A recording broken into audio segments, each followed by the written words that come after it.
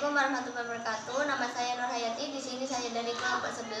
Saya akan sedikit memaparkan pengertian tentang Early Warning Signal atau sistem atau EWS. Adalah suatu sistem peringatan atau deteksi dini untuk digunakan sebagai salah satu metode atau telur servers ILAN dalam menjaga ketahanan perbankan syariah di Indonesia.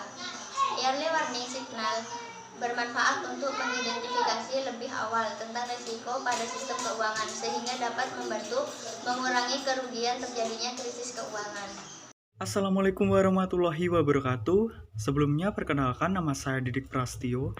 Nah, pada kesempatan ini saya akan melanjutkan materi dari teman saya mengenai instrumen early warning signal pada transaksi perbankan syariah.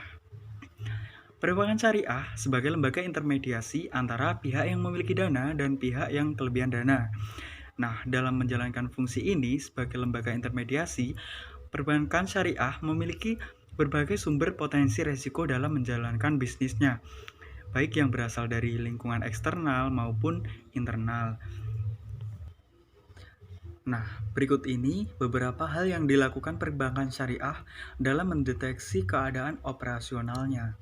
Yang pertama, non-performing financing atau NPF. Variabel ini merupakan rasio antara perbandingan total pembiayaan yang bermasalah dengan total pembiayaan yang diberikan oleh perbankan syariah. Nah, rumus secara matematis dari NPF ini adalah yang pertama, NPF sama dengan total pembiayaan bermasalah dibagi total pembiayaan dikali 100%.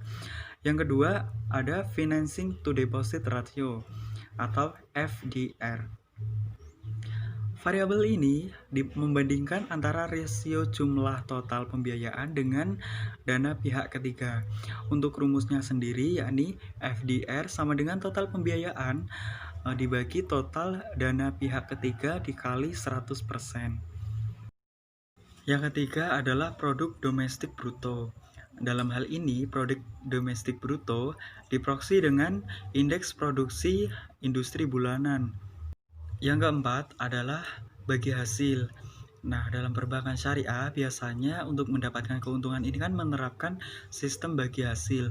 Nah, untuk pembiayaan sendiri biasanya dihasilkan dari perolehan keuntungan usaha dari nasabahnya tersebut. Hal ini juga memiliki resiko, yakni kebangkrutan pada sisi nasabah. Nah, dari bank sendiri untuk mengatasinya yakni meneliti usaha yang dilakukan oleh nasabah agar tidak terjadi hal yang tidak diinginkan. Yang kelima, yakni inflasi. Variabel inflasi ini merupakan variabel makroekonomi yang dicirikan sebagai kenaikan harga secara umum dalam perekonomian dan terjadi secara terus-menerus. Nah, untuk rumusnya sendiri, inflasi sama dengan IHK dikurangi IHK. Tentang fraud.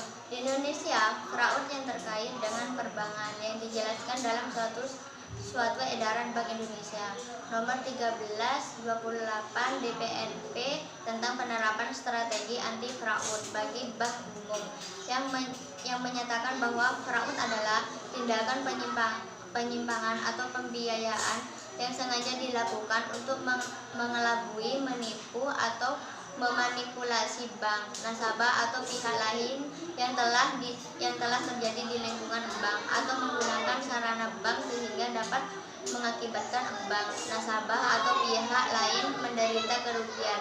Sedangkan pelaku fraud memperoleh keuntungan baik secara langsung maupun tidak langsung. Dalam menghadapi problem fraud, Al-Quran dan Al-Hadis yang sudah begitu detail yang menjelaskan dengan istilah korupsi. Hal ini juga bisa dikonteskan dengan kecurangan atau fraud. Karena pada prinsipnya yaitu sama menipu. Ada beberapa istilah yang sering diidentik atau memiliki kedekatan arti dengan korupsi. Antara lain adalah gulul. Gulul istilah yang paling banyak digunakan oleh Rasulullah SAW di dalam hadis-hadisnya yang terkait dengan perilaku korupsi atau penggelapan harta publik. Fraud menurut Al-Quran surat Ali Imran ayat 161 yang artinya tidak mungkin seseorang nabi berkhianat dalam urusan harta rampasan perang. Barang siapa yang berkhianat dalam urusan rampasan perang itu, maka hari kiamat akan datang membawa apa yang dikhianatkannya itu. Kemudian tiap-tiap diri akan diberikan pembalasan tentang apa yang ia kerjakan dengan pembalasan yang setimpal, sedangkan tidak dianiayanya.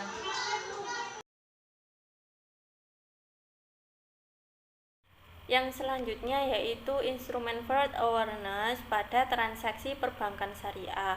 Fraud merupakan ancaman bagi semua entitas tanpa terkecuali, termasuk pada entitas bisnis nilai-nilai Islam seperti di bank Islam atau bank syariah. Contoh fraud, kasus fraud terdapat pada bank Islam milik badan usaha milik negara, yaitu Bank Mandiri Syariah, yang diduga menyalurkan pembiayaan fiktif yang berpotensi menimbulkan kerugian. Dengan terjadinya fraud bukan hanya terjadi semata-mata, namun dikarenakan alasan tertentu suatu individu dalam melakukan fraud. Ada beberapa faktor yang menjadi pemicu fraud, diantaranya yaitu yang pertama faktor individu, di mana ada faktor moral dan faktor motivasi. Yang pertama faktor moral, yaitu faktor yang berhubungan dengan keserakahan atau keinginan seseorang yang ingin memiliki lebih kepada sesuatu hal. Kemudian yang kedua motivasi. Pada faktor ini yang berhubungan dengan kebutuhan atau need yang lebih cenderung berhubungan dengan pandangan, pikiran, dan keperluan pegawai atau pejabat yang terkait dengan aset yang dimiliki perusahaan, instansi, atau organisasi tempat ia bekerja. Kemudian ada faktor generik, di mana faktor generik terdapat dua faktor, yaitu kesempatan dan pengungkapan.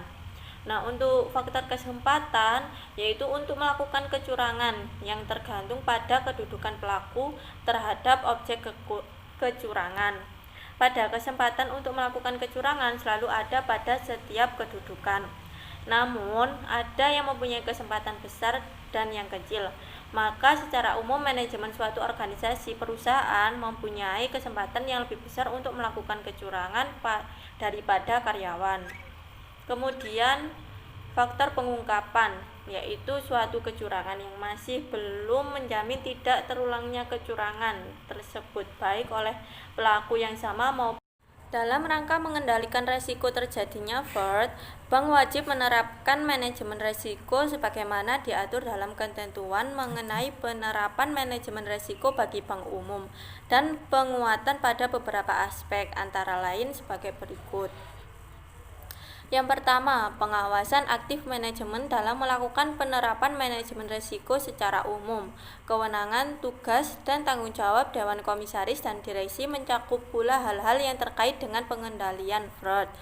Keberhasilan penerapan strategi anti-fraud secara menyeluruh sangat tergantung pada arah dan semangat dari Dewan Komisaris dan Direksi Bank. Kemudian yang kedua, struktur organisasi dan pertanggungjawaban dalam meningkatkan efektivitas penerapan strategi anti-fraud. Bank wajib membentuk unit atau fungsi yang bertugas mengenai penerapan strategi anti-fraud dalam organisasi bank. Pembentukan unit atau fungsi ini harus disertai dengan wewenang dan tanggung jawab yang jelas. Kemudian yang ketiga, pengendalian dan pemantauan fraud pada salah satu aspek penting sistem pengendalian internal bank dalam mendukung efektivitas strategi anti-fraud. Kemudian strategi anti-fraud yang dalam penerapannya berupa sistem pengendalian fraud memiliki 4 pilar sebagai berikut. Yang pertama, pencegahan. Pilar merupakan bagian dari sistem pengendalian fraud yang memuat langkah-langkah dalam rangka mengurangi potensi risiko terjadinya fraud. Yang paling kurang mencakup anti-fraud awareness, identitas kerawanan, dan know your employee. Yang kedua, deteksi. Pilar merupakan bagian dari sistem pengendalian fraud yang memuat langkah-langkah dalam mengidentifikasi dan menemukan fraud dalam kegiatan usaha bank yang mencakup paling kurang kebijakan dan mekanisme whistleblowing, surprise audit, and surveillance system. Kemudian yang ketiga, investigasi, pelaporan, dan sanksi. Pilar investigasi merupakan bagian dari sistem pengendalian FIRT yang paling kurang memuat langkah-langkah dalam rangka menggali informasi atau investigasi. Kemudian sistem pelaporan dan pengenaan sanksi atas FIRT dalam kegiatan usaha bank. Kemudian yang keempat, pemantauan, evaluasi, dan tindak lanjut. Pilar pemantauan merupakan bagian dari sistem pengendalian FIRT yang paling kurang memuat langkah-langkah dalam rangka memantau dan mengevaluasi serta mekanisme tindak lanjut. Terima kasih. Itu tadi sedikit penjelasan dari kelompok kami, kurang lebihnya mohon maaf. Wassalamualaikum warahmatullahi wabarakatuh.